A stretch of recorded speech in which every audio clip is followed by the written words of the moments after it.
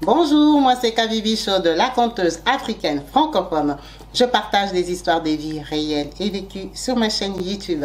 Si c'est la première fois que tu tombes par hasard sur une de mes vidéos, n'hésite pas à rejoindre la team Kabibi Show en t'abonnant et surtout en cliquant sur la cloche de notification pour être au courant des vidéos que je partage.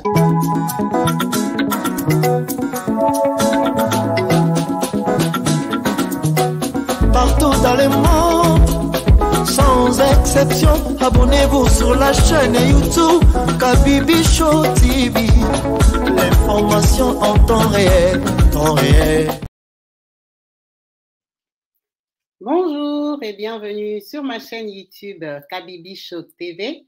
Yes, en chaleur, je suis heureuse de vous retrouver, tous nombreux, connectés, branchés, actifs, présents sur ma chaîne.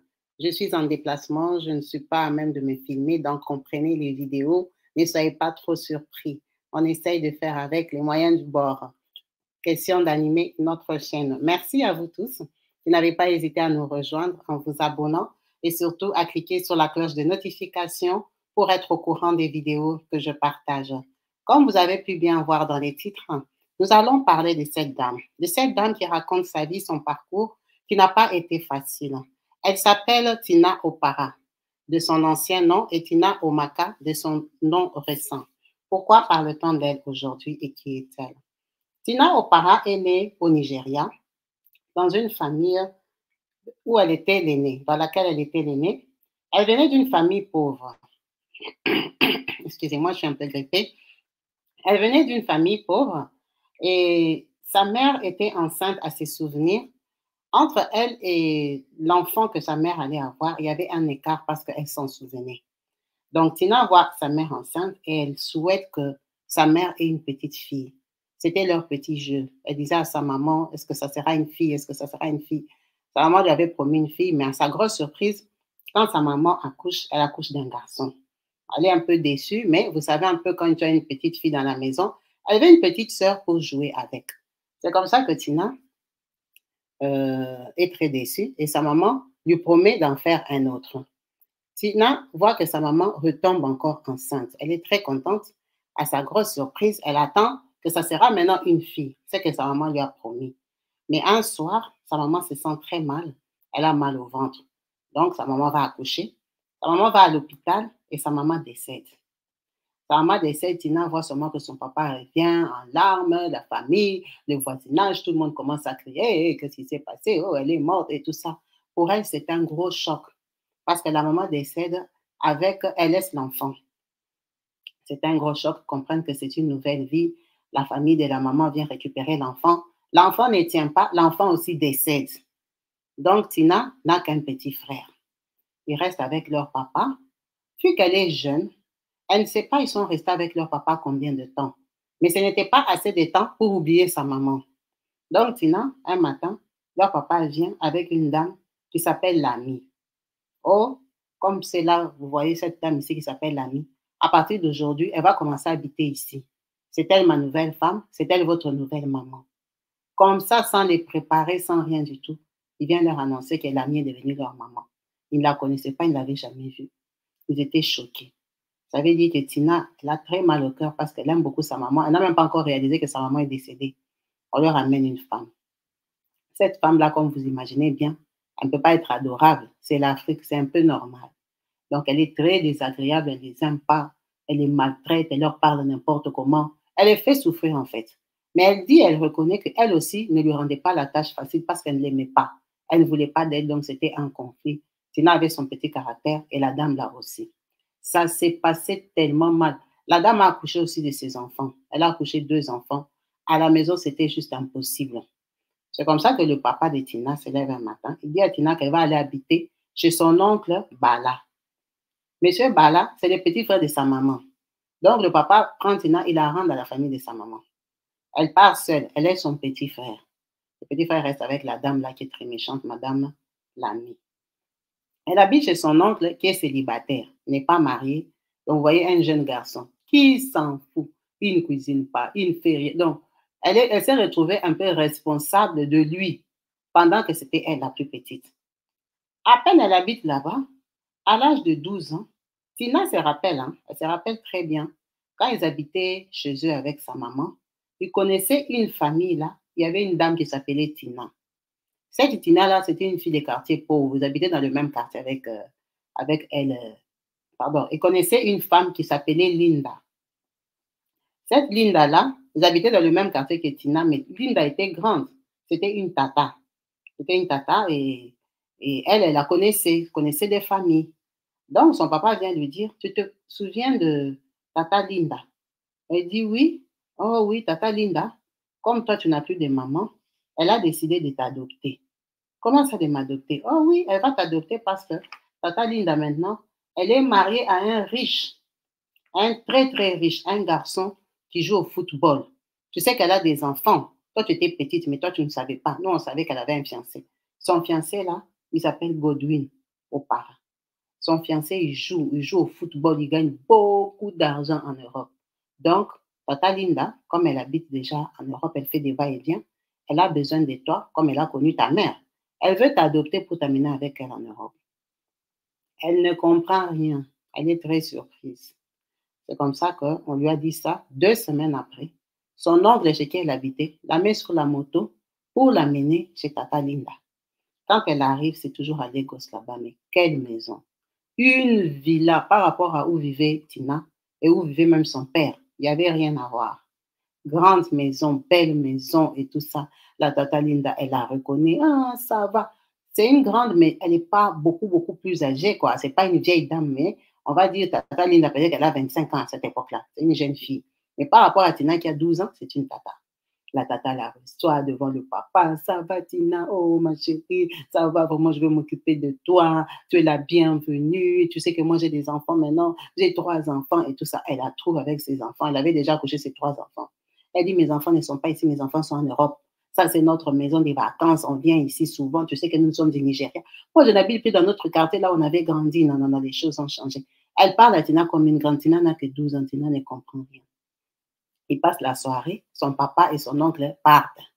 Il la laisse avec tata Linda. Elle va lui présenter une chambre là-bas au Nigeria, une belle chambre et tout ça. Après, le lendemain, elle voit un monsieur qui vient là, elle lui présente, elle dit, c'est mon mari. Il s'appelle Godwin. Ah, bonjour papa.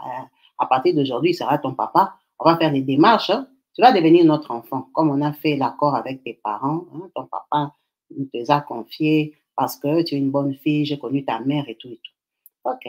Elle est restée au Nigeria dans de bonnes conditions. Elle mangeait, buvait. Sa peau s'est arrangée, elle est devenue même mignonne. On lui a acheté des habits un matin comme ça. On vient lui amener son passeport. Pour la première fois de sa vie qu'on va lui donner un passeport. On lui a donné son passeport et on lui a informé que le 11 janvier 2001, ça sera le grand départ pour Paris. Parce que Godwin, auparavant, jouait pour Paris Saint-Germain à l'époque. Qui il est? Godwin Opara, c'est un jeune Nigérien qui est né au Nigeria même, qui a commencé à jouer au football et qui a été remarqué à l'âge de 17 ans. Il est né en 1972, donc vous imaginez qu'à 17 ans, on l'a remarqué, c'est il y a longtemps. Et il est arrivé en Europe, il a commencé à jouer dans l'équipe d'Anvers en 1991. Il y a très longtemps qu'il est venu en Europe. Il a joué à Alost, qui est toujours en Belgique. Après, il a joué à Strasbourg. Il a changé de côté. Il est venu en France. Donc, c'est en 2001, quand il arrive au Paris Saint-Germain, qu'il décide d'adopter Tina. Donc, Tina, quand elle venait, lui, il était déjà un ancien Européen. Il avait déjà joué. Il avait même déjà joué une Coupe du Monde. C'était vraiment un footballeur qui faisait son temps, qui avait l'argent. Tina est très bien tombée dans une bonne famille. Donc, on l'a adoptée par Godwin et Linda. C'est pour ça qu'elle s'appelle Opara. Mais sinon, son vrai nom de naissance était Omako, le nom de son père.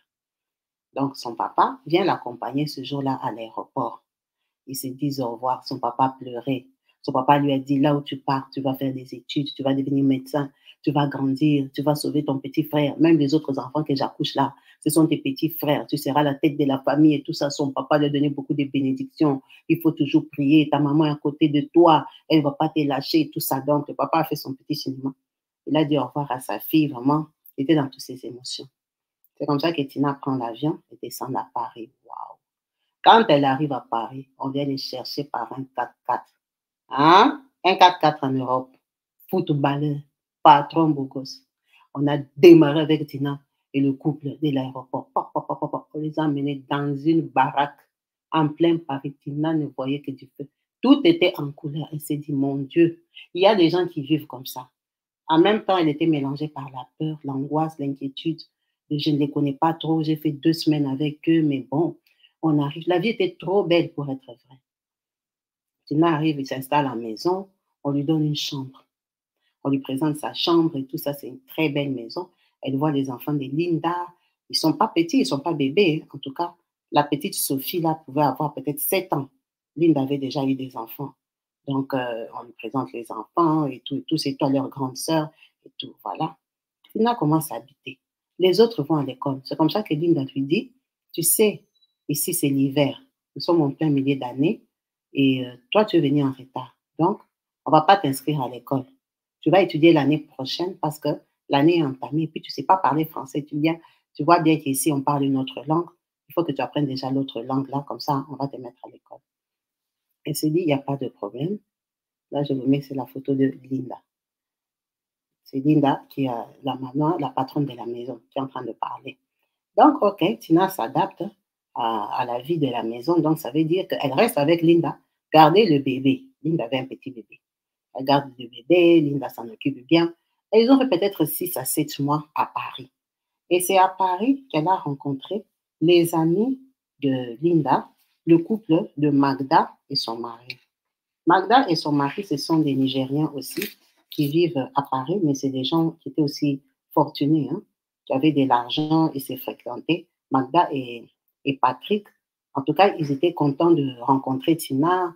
Ils venaient là, un peu comme un œil, comme des autres Nigériens qui avaient un œil sur elle. Ils se sont vraiment habitués, ils l'appréciaient, tout ça. Comme par malheur ou par chance, on ne sait pas. Lui, monsieur Godwin, le footballeur, il a été acheté à Liège pour aller jouer en Belgique, dans l'équipe de Liège. C'est comme ça qu'ils doivent déménager, quitter Paris. Quand ils quittent, ils arrivent à Liège, ils s'installent en maison, très belle maison et tout ça. Ils arrivent là-bas, Linda lui dit qu'à partir de maintenant, toi, tu vas commencer à dormir en bas. Elle ne comprend pas en bas, là, c'est où?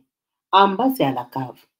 Ah, à la cave, elle dit oui, oui, ici, il n'y a pas assez de chambres. Ici, toi, tu vas dormir en bas à la cave. Elle est très surprise de la vie qu'elle avait à Paris et de la vie qu'on venait de lui offrir.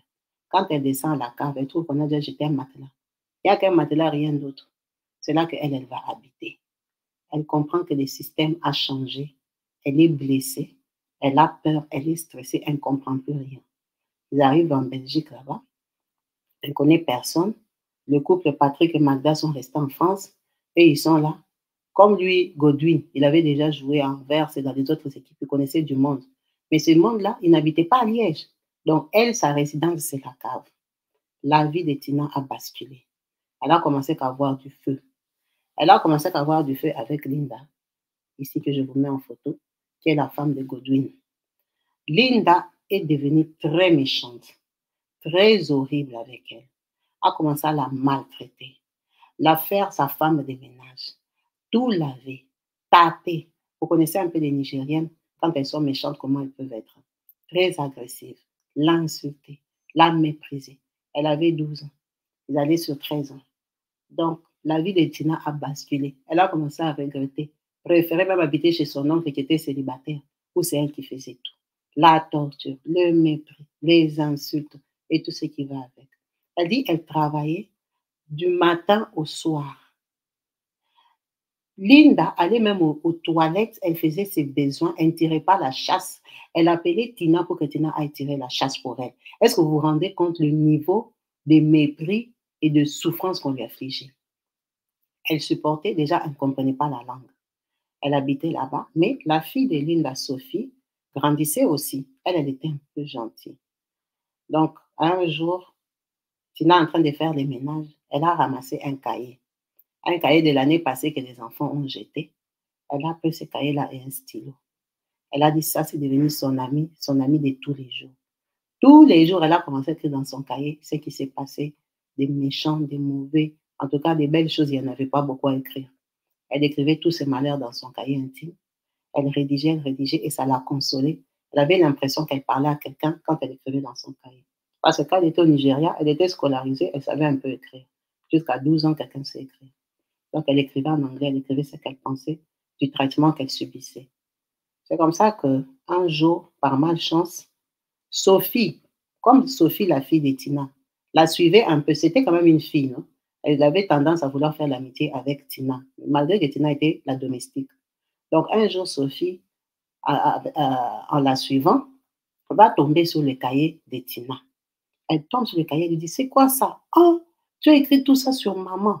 Est-ce que c'est vrai tout ce que tu as écrit? Comment tu peux écrire des choses comme ça sur maman? Tina tremblait, elle était stressée, elle dit, c'est pas possible. Sophie a découvert mon cahier. Elle lui dit, c'est pas possible. Comment tu peux dire ça? Comment tu peux dire ça?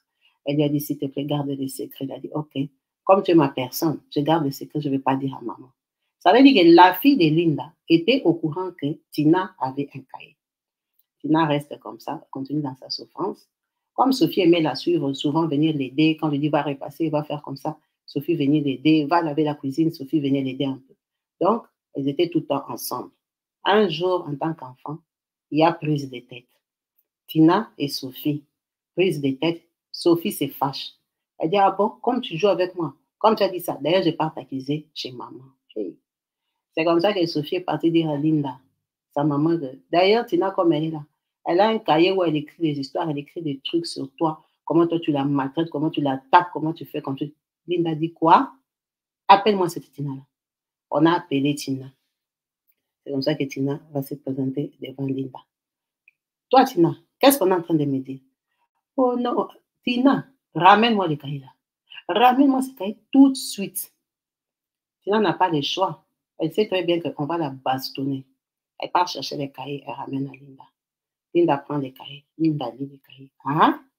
Toi, l'enfant, si tu as écrit tout ça, tu ne sais pas que tu peux me créer des problèmes graves ici en Belgique. Tu me cherches quoi? Regarde-moi une sauvage comme ça que j'ai ramassée en Afrique. Elle a attrapé Tina. Tapé Tina. Donc, elle a tapé Tina jusqu'à... Elle s'est essoufflée. Quand Godwin est venu, elle a dit à Godwin que regarde la peste ici que tu as ramenée dans la maison. Regarde cet enfant, c'est qu'elle a écrit sur moi. Ils ont pris les cahiers, ils ont déchiré. Godwin ne la battait pas. C'est Tina qui l'a tapé. Donc, elle comprend qu'elle n'a plus de cahiers, donc elle n'a plus d'amis. Elle n'a plus personne à qui raconter ses problèmes. Elle prend ça sur elle. Du coup, Magda et Patrick de la France appellent Linda pour dire qu'ils viendront fêter un Noël en Belgique, parce que c'était des bons amis. Là, Tina a déjà 14 ans. Quand elle arrive comme ça, Magda la regarde à la cuisine. Ah, elle comprend que ça ne va pas. Un jour, elles sont dans la cuisine, elle dit, Tina, est-ce que ça va? Elle dit, ça ne va pas. Elle dit, ça ne va pas. Ça se voit que ça ne va pas. Mais ne t'inquiète pas, on va tout faire pour t'aider. Tu n'as même pas besoin de me dire. Je peux voir par ton visage et je peux imaginer ce qui se passe ici. Mais tu sais que Linda, c'est ma copine. Hein? Donc, ne t'inquiète pas, on va t'aider. Donc, Magda lui a promis ça, mais Magda n'a rien fait. Magda, après ce clic et ce claque, après Noël, elle est repartie à Paris. Tina reste là-bas. Un soir, lui, Godwin, il n'était pas là. Ils sont partis jouer avec leurs équipes comme ils voyagent là. Tina ramène un monsieur qu'elle dit que c'est leur tonton. Ils doivent l'appeler tonton. Alors que c'était son amant. Elle avait déjà 14 ans, elle allait sur 15 ans. Donc, elle a compris que ça, c'est l'amant de Tata Tina, de Tata Linda. Elle ramène, elle dit, oh, c'est mon amant, hein, c'est votre tonton et tout ça. C'est elle la plus grande. Elle lui dit, couche les enfants et tout ça. Elle couche les enfants. Elle voit que Linda prend le tonton, ils vont dans la chambre visiteur. Ils restent longtemps. Après, ils sortent. Elle était une grande fille. Elle a compris ce qui s'est passé dans la maison. Le tonton a commencé à venir régulièrement. Jusqu'à un soir, il est venu. Il est resté avec Linda. Ils ont bu, ils ont bavardé, ils ont mangé, ils ont rigolé. C'est comme ça que, dès qu'ils sortent comme ça, lui, Godwin, il téléphone. Il téléphone à la maison. Linda n'est pas là. C'est Tina qui a répondu. Où est Linda? Oh, elle est sortie avec tonton. Avec tonton? Tonton, c'est qui? Hein? Passe-moi Sophie. C'est comme ça qu'on part réveiller Sophie, la fille de Linda. Il demande à sa fille, où est ta maman? Oh, maman est sortie avec tonton. Elle est sortie avec tonton. Ok, ça va. Godwin a démarré de là où il était. Il est rentré à la maison. On ne sait pas où il était, en tout cas, il est rentré ce soir-là. Quand il arrive comme ça, Linda n'est pas là. Elle est sortie avec son gars. Hey, ces jours-là, ça chauffait. Ils se sont criés dessus. C'était chaud, c'était chaud, c'était chaud. Parce que Godwin a compris que Linda ramenait des garçons à la maison. Ça a bardé, c'était la première fois qu'elle les voit comme ça. Linda se fâche, Linda fait ses clics et ses claques. Elle porte ses affaires seulement la nuit là-bas, elle part. Ça s'est très mal passé. Donc, comme Linda n'est pas là ce jour-là, Godwin est énervé. Elle aussi, elle dit, ah, je ne vais pas aller dormir à la cave il fait froid. Je vais profiter comme Linda n'est pas là pour dormir au salon. Elle se couche sur les canapés du salon quand tout le monde est calme. Là, c'est déjà 2 heures du matin et tout ça. De toute façon, dans quelques temps, ça sera le matin. Elle se couche pour dormir comme ça. Elle voit seulement Godwin vient le soir. Tina, réveille-toi. Elle se réveille. Qu'est-ce que tu fais ici? Oh, pourquoi tu n'es pas à la cave? Allez, on va à la cave. Ah, elle descend à la cave et croit que Godwin est fâché parce qu'elle dort sur le canapé. Quand ils arrivent à la cave, il lui dit, tu sais que moi je suis ton père. Elle dit oui, je dois t'apprendre la vie. Je dois t'apprendre les choses de la vie. Est-ce que toi tu connais les choses de la vie? Elle dit les choses de la vie c'est quoi? Il dit je dois te faire grandir. Je dois t'apprendre comment vivre avec un homme. Comment te mettre à l'aise avec un homme. Elle dit je ne comprends pas, ça veut dire quoi? Elle dit ok, comme tu ne comprends pas, je vais t'apprendre.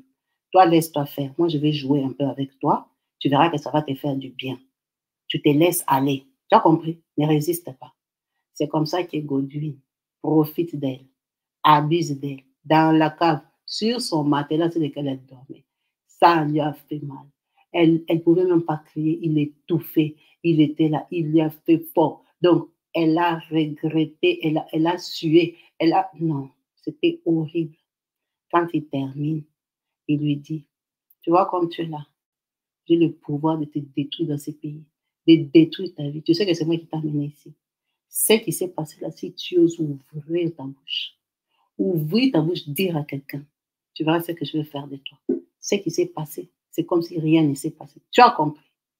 Elle tremblait tellement qu'elle pleurait, elle ne comprenait pas ce qui lui était arrivé. Elle sentait l'odeur de Godwin sur son corps de partout avec ses muscles comme il pesait là. Elle le détestait, elle le regardait comme ça. Elle n'en revenait pas. C'est comme ça que Andy, elle dit, d'accord, je n'ai rien vu, je n'ai rien fait. Godwin remonte, Godwin part. Elle est restée traumatisée. Elle ne savait pas comment se laver, comment prendre soin d'elle, quoi faire. Elle a seulement pleuré. Elle dit, c'est ce jour-là qu'elle a arrêté de prier. Parce que tous les jours, elle priait la prière de notre Père. Elle a dit non, il ne peut pas quand même me faire ça après toute la maltraitance et les bastonnettes que je reçois dans cette maison. Donc, elle reste comme ça, tout le temps que Linda n'est pas là. Godwin commence à venir abuser d'elle. Godwin est très fâché parce que, en dehors du tonton avec qui Linda sortait, Godwin remarque dans ses comptes bancaires que Linda paye un loyer.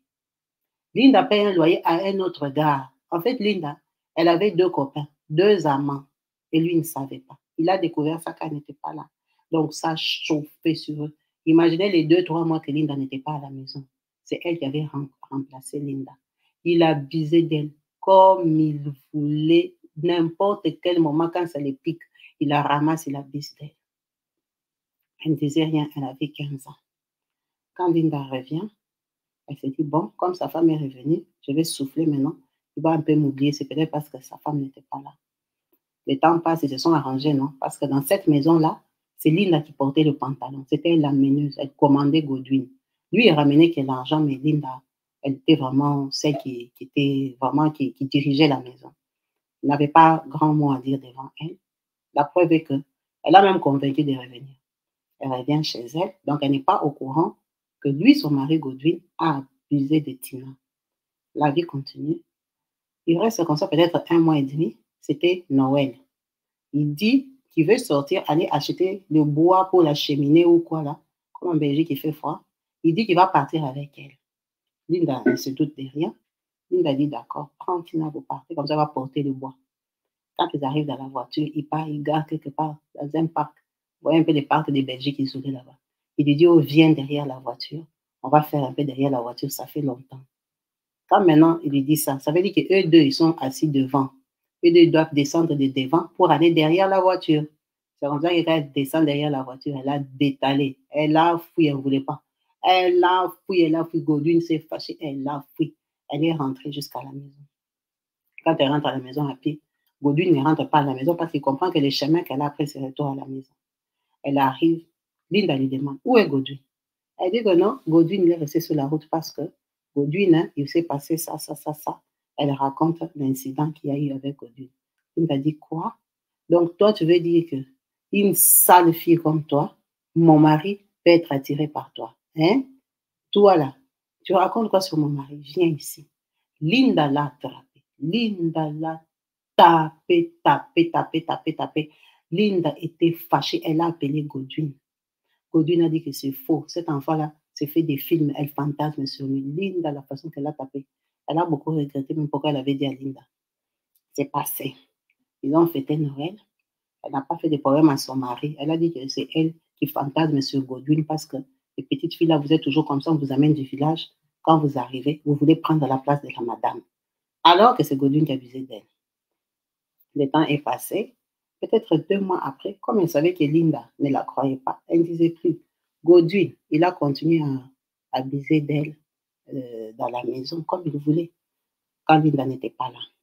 Un jour, Linda sort, elle revient, elle trouve Godwin sur Tina. Hein? Elle les trouve à l'acte. Elle crie de toutes ses forces. Godwin sort du corps de Tina, il s'habille, il fuit. Elle reste avec Tina, elle dit donc, tu aimes ça, hein? Tu aimes ça. Je t'ai trouvé, tu étais en train de profiter, donc tu aimes ça. Toi, l'enfant, si tu veux me remplacer, toi, tu veux prendre ma place dans cette maison. Attends, tu vas voir. Et toi, tu joues avec qui? Le mari de qui que toi, tu veux partager? Godwin a déjà fui. Hein? Linda part. Vous savez que les Nigériens mangent beaucoup de piments. Et vous savez comment ils écrasent leur piment tout petit, là, comme les Camerounais, là, la sauce des piments. Elle avait la casserole de piments dans son frigo.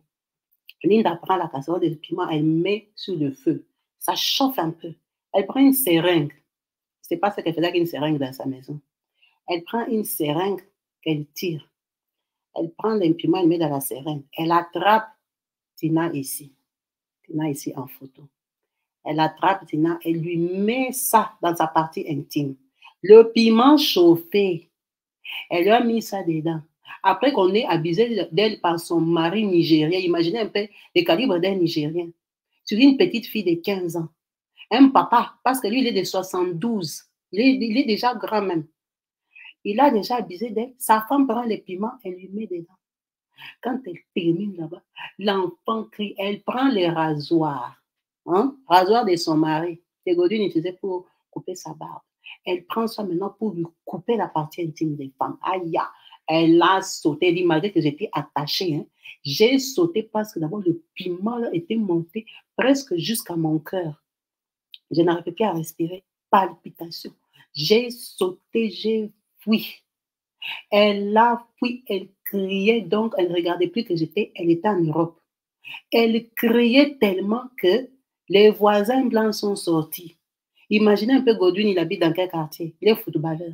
C'est les patrons, donc les maisons, villas là, qui sont au fond des jardins que vous ne vous entendez même pas. Mais ces cris ce jour-là, les voisins ont entendu. Les voisins avec l'hiver, les portes fermées, ils ont entendu. Elle a sauté de mur en mur, elle a couru. Les voisins, elle est tombée sur une voisine blanche qui l'a attrapée. Qu'est-ce qu'il y a? Tu pars où? C'est quoi? Elle est en train de sauter, et le sang, et les piments, et tout mélanger. Elle dit que elle parlait à peine français. Elle a expliqué que comment on lui a mis les piments et tout ça. La voisine a dit, attends, on traverse d'abord, on va en face, c'est un médecin dans leur quartier là. Donc on l'amène directement chez le médecin qui est en face. C'est un médecin traitant qui habite là-bas. Et qu'est-ce qu'il y a? Apparemment, c'est la bonne ou la petite fille qui habite chez le voisin. Nous, on ne la connaît pas, on ne la voit pas. Mais vous allez la voir comment elle habite à la cave. Elle habite là-bas, elle est esclave. Quand elle sort dans la voiture pour porter les courses. C'est tout. Elle ne sort jamais. Elle ne connaît pas les Français parce qu'on lui parle en anglais et dans leur langue des Nigériens. Elle se débrouille en français. Après qu'elle ait déjà fait 3 ans en Europe, on l'avait pris à 12 ans. Quand on l'a récupérée, là, elle avait 15 ans. Ah bon? Les voisins, vous-même, vous connaissez les Blancs. Est-ce qu'ils sont en retard? Direct la police. La police est tombée. La police, elle habite où? Oh, à 3 pâtés des maisons, là-bas. Quand ils arrivent là-bas, ils trouvent Linda. Linda, c'est qu'elle a fui, non? Elle a déjà remis les piments dans la cuisine. Oh, et tout ça, qu'est-ce qui s'est passé? Moi, je ne sais pas. C'est ma fille, elle est têtue, elle n'en fait qu'à ses oreilles, c'est une menteuse, c'est une enfant qui commence à prendre des stupéfiants et tout. Linda invente une histoire que même les policiers ne comprennent pas le piment qui pique là et l'histoire que Linda dit. Ça ne se ressemble pas. On prend la petite là, c'est comme ça qu'on l'amène. Quand on l'amène au bureau de police, on lui pose des questions. Elle explique qu'elle, chez eux, c'est au Nigeria, que ces gens-là ne sont pas ses parents. Ils l'ont prise à 12 ans. Ça fait 3 ans qu'elle habite avec eux, comment elle souffre et tout. Ce ne sont pas ses parents, c'est devenu ses parents à l'âge de 12 ans. Ah bon, donc toi tu as adopté? Oh, dit, oui, je suis adoptée et tout. Mais on lui dit, mais pourquoi tu ne t'es jamais manifestée? Elle dit qu'elle est déjà allée à la police une fois, quand elle avait 14 ans, mais les policiers avaient appelé ses parents. Elle était partie se plaindre là-bas à la police. La police, comme elle était mineure, ils ont appelé ses parents. On l'avait tapé correctement. Donc, elle a dit, toi, tu es parti chercher quoi à la police là-bas? Toi, tu connais maintenant la route de la police. Elle n'a plus jamais osé. Donc, même ces jours-là, quand elle fouillait, si la voisine n'avait pas appelé la police, elle n'avait jamais appelé la police parce qu'elle voulait seulement fouiller la maison, aller vivre dans la rue, être clochard. Ah, les policiers étaient dépassés. Ils ont appelé les sociales et tout ça. On a dit qu'on va la loger. C'est comme ça qu'on convoque Tina, Linda ici sur photo, avec son mari. On les convoque pour les entendre. La femme n'y dit que l'enfant, c'est une mauvaise fille. Et le mari même alors, il a dit quoi? Cette fille-là, elle aime les garçons. C'est une petite même au Nigeria, là, quand on est parti l'adopter. Elle se vendait déjà sur la route. Elle vendait déjà ses charmes. Ce sont les clochards de Nigeria. C'est un enfant seulement parce que je suis riche que je voulais l'aider. Je voulais seulement la sortir de la galère. Elle n'a pas une bonne réputation. Même au Nigeria, là-bas, c'était une fille des rues. Elle connaissait déjà les garçons depuis l'enfance et tout ça. Les policiers disent, ah bon? Ils ont envoyé les bonnes sociales là que vous connaissez avec les psychologues pour aller parler à Tina. Tina, tout raconter comment sa maman était morte, comment. Oh, mais comment vous et cet enfant, si vous avez deux histoires différentes? Vous, à vous entendre, c'est une clochard. Elle, à l'entendre, sa maman est morte, elle connaissait Linda, ils étaient dans les mêmes quartiers et tout et tout. C'est comme ça qu'on ouvre les dossiers. On ouvre les dossiers, les magistrats disent non. Ici, il y a un piège, c'est quelque chose qui n'est pas négligeable. Il faut qu'on écoute bien ces gens ici, il faut qu'on écoute bien leur version, parce que ça peut être une enfant maltraitée, enlevée, et tout ça. C'est comme ça qu'on ouvre les dossiers. On ouvre les dossiers, on met Tina au foyer. Quand elle habite au foyer là-bas, on lui apprend, elle a déjà 16 ans, on lui apprend qu'on a arrêté Godwin et sa femme. Parce que quand on les a arrêtés là-bas, ils devaient maintenant aller passer devant les tribunaux. Donc, il devait y avoir une confrontation entre eux deux. Elle avait tellement peur de les confronter parce qu'on lui a donné un avocat par le magistrat pour qu'il parle, pour qu'on écoute les deux parties. Mais avant qu'on les écoute, là, ils étaient déjà en prison. Elle dit que c'était un soulagement pour elle, mais en même temps une peur. Parce que Godwin, il a beaucoup d'argent au Nigeria. C'est un patron. Et elle, son papa, c'était un pauvre. Sa famille, quoi. Malgré que son papa l'avait livré à ces gens-là, elle les aimait quand même. Elle se disait que cette souffrance-là qu'elle avait, ses parents n'étaient pas au courant. Donc, on les confronte là-bas. Eux, ils ont toute une autre version. Ils sont en train de mentir toute la faute. Godwin est allé jusqu'à dire que c'est elle, Tina, qui les désirait. C'est elle qui les suivait, tellement qu'elle les suivait. Une fois, il a voulu lui faire plaisir parce qu'il était conscient que c'était une fille des rues au Nigeria. Ça lui manquait. Donc, une fois seulement, il a accepté de s'accoupler avec elle. Mais sinon, lui, jamais, il n'est jamais attiré par elle. Il a l'argent. C'est un footballeur. Comment il peut sortir avec une sale fille comme ça, une petite fille, et puis il sait qu'elle est mineure? Ce n'est pas possible. En tout cas, malgré tous leurs mensonges, ils ont été condamnés. Godwin a 13 ans de prison ferme. Linda a 15 ans de prison parce que c'est elle qui avait mis le piment et qui l'avait coupé. Et c'est elle qui l'a tapé. Et c'est elle qui, après, quand on a retrouvé le deuxième cahier de Tina, elle avait ramassé notre cahier où elle écrivait. On a vu tout ce que Tina écrivait. En tout cas, ça a condamné Linda. Ça a condamné Linda. On les a arrêtés et on a laissé Tina au foyer. Elle a grandi au foyer. Elle est restée un peu au foyer en Belgique. Mais comme elle était adoptée en France, on l'a retournée en France. Elle est rentrée vivre sa vie au foyer de France où elle a grandi. Elle a raconté cette histoire parce que, après ce parcours, elle a rencontré l'amour en 2010. Elle a rencontré un garçon. Ce garçon-là, quand elle l'a rencontré, il jouait au football. Il lui plaisait, mais il jouait au football et du coup, ça lui rappelait Godwin. Elle n'a pas supporté ça. Ils se sont séparés parce que un jour, quand il lui a dit son nom, qu'elle s'appelait Tina aux parents comme Godwin, lui a raconté l'histoire de Godwin. Il dit, ah, mais tu as le nom d'un footballeur là, mais lui, c'était un footballeur qui jouait en Belgique et tout, il avait une histoire. Il est arrêté et tout ça. Elle lui a raconté son histoire, ça lui a fait peur. Elle a quitté ce garçon-là. Elle est partie faire ses formations d'auxiliaire de vie parce qu'elle avait fini le foyer. Elle avait déjà plus de 18 ans. On l'a formée comme auxiliaire de vie. Et après auxiliaire de vie, elle a décidé de faire l'école d'aide-soignante. Ils se sont rencontrés avec ce garçon pour une deuxième fois, avec qui ils se sont mis ensemble. Avec ce monsieur-là, aujourd'hui, ils ont 3 enfants. Son aîné a 5 ans et son dernier a 6 mois. C'est une femme qui est engagée, qui est mariée traditionnellement, parce qu'aujourd'hui, elle dit qu'elle rentre au Nigeria, elle part voir sa famille, elle part voir son oncle Bala, elle part voir son père, qui est toujours avec sa femme-là, la femme-là, l'amie, qui était venue chez eux, qui les maltraitait. Elle connaît ses autres petites sœurs et frères, mais qui ont tous, par contre, déménagé à Abuja. Ils n'habitent plus à Lagos. Et tout ça, là, ça l'arrange parce que lui, Godwin, il a déjà purgé sa peine à ce jour avec sa femme Linda. Ils sont retournés vivre au Nigeria parce que la France leur a arraché des papiers. C'était inadmissible que des personnes comme ça puissent résider sur le sol français. Et surtout que Godwin ne joue plus. Aujourd'hui, il a 51 ans, c'est un vieux joueur qui n'a pas très bien investi son argent parce que Linda, sa femme, faisait la fête avec son argent et lui-même, il ne jouait pas dans des très grandes équipes.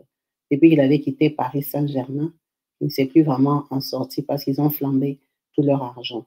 Donc aujourd'hui, Tina, ici présente, qui est en train de parler et raconter sa vie, c'est une aide-soignante en France qui travaille dans les soins palliatifs à l'hôpital.